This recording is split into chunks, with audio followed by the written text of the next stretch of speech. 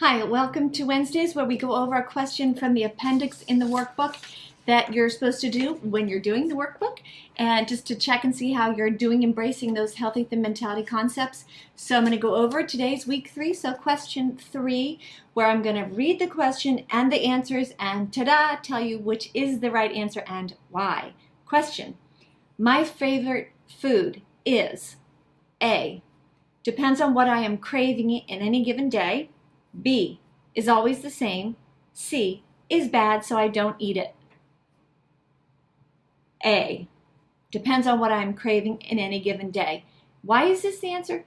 Because with your healthy, thin mentality, your food choices change. And some days you want this and some days you want that. So it's hard to say you have a very favorite food all the time.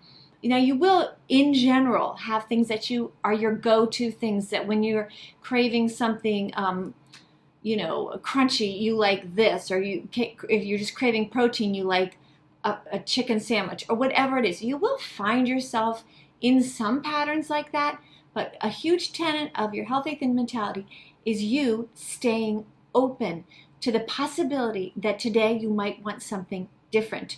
You might want something more, you might want something less, you might just want something that you thought you didn't even like, or you might find yourself turning down food that you thought you loved and could never turn down.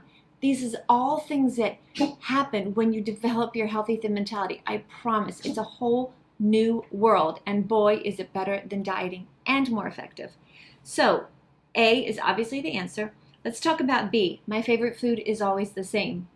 Well, if your favorite food is always the same, you're probably looking like this at your food choices and keeping your head down and not open and not understanding that the world of food possibilities is open to you as long as you pair eating with hunger. It's all good. And I always need to say this because I know people think I don't propose that you eat nutritionally dense food. But my way to get you there is from within. Your body is going to crave nutritionally wonderful food. Yes, it will. Yes, it will. Yes, it will. So let's get that quantity and that the amount of food set before we get so worried about the nutrition. Nutrition's important, but it's step 2 in your healthy thin mentality. Step 1 is getting that hunger and eating together, and that, of course, not hungry and not eating, rather delaying together as well. So obviously if your favorite food is always the same, you've kind of got blinders on and you're not even open to the possibility that maybe something else is something you'll really like, right? And plus, we change throughout our lives, and what we used to like when we were younger, maybe it's different when we're older versus different when you're having a certain kind of schedule.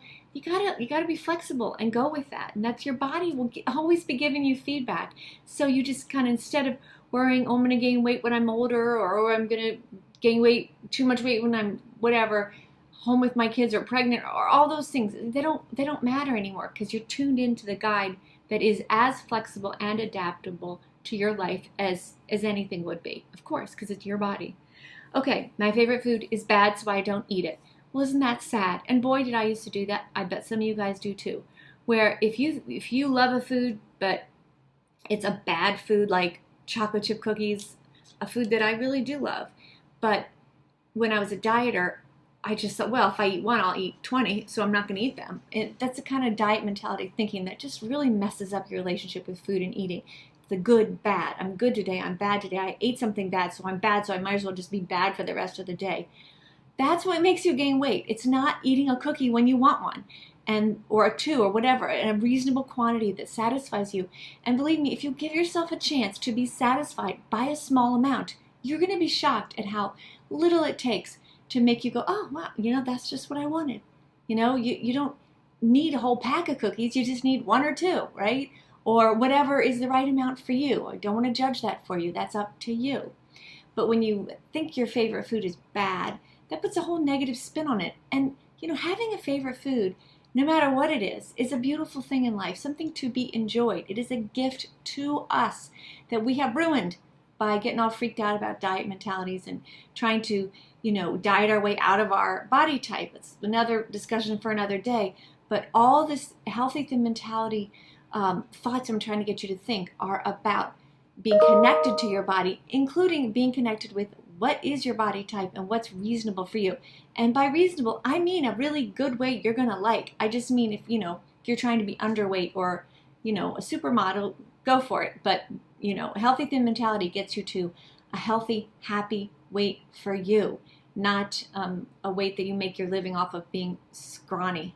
And that's not what we're going for here. Okay, we're going for pleasure, great body. Your clothes always fit. You're a stable weight. That's so good for your heart and soul to have a stable weight in your happy weight range. You know it, and I know it. So obviously, we know why that answer is depends on what I'm craving. Come back next Wednesday. I'll do question 4. And in the meantime, I'll be back again on Friday and Monday. Stay with me. You can do this. You can do this, guys. There's help in the workbook and book online. There's tons of blogs you can just read at dietsorfattening.com. And there's our private Facebook group.